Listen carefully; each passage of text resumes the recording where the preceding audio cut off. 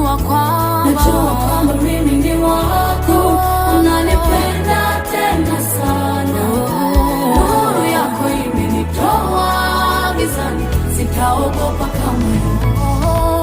Nitawale sasa na hata milele Bwana. Overpower all of me the way you truly desire.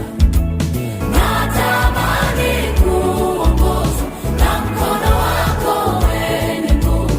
Breathe your fresh air into my heart. Amen, amen, amen. Yeah, boy.